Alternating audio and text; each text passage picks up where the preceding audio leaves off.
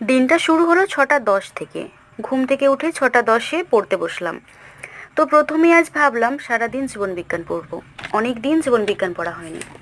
তো প্রথমেই জীবের 3 নম্বর চ্যাপ্টার তথা জৈবনিক প্রক্রিয়ার যে চ্যাপ্টারটি রয়েছে উদ্ভিদের রেচনতন্ত্র, সেটি প্রথমে পড়লাম।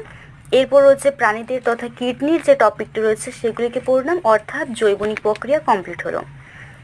এরপরে যে রোগ সম্পর্কিত রয়েছে জীববিদ্যা এবং মানব কল্যাণ, সেই টপিকগুলিকে পড়তে শুরু করলাম। এখান থেকে প্রত্যেক বছর কোশ্চেন পড়ে।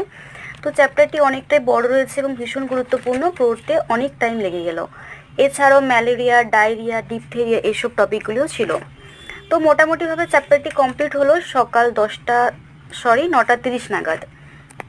দুপুর দিকে পরিবেশ ও তার সম্পদ যে চ্যাপ্টারটি রয়েছে সেটিকে একটু পড়ে নিলাম এবং রাত্রের দিকে কিছু টপিকে প্রবলেম ছিল, সেই টপিকগুলিকে সলভ করলাম। যেমন এখানে ইমিউন সিস্টেম রয়েছে, এটি আমার প্রবলেম ছিল, এবং কিডনির টপিকটি একটু প্রবলেম ছিল, তাই এই দুটো টপিককে রাত্রের দিকে করে নিলাম।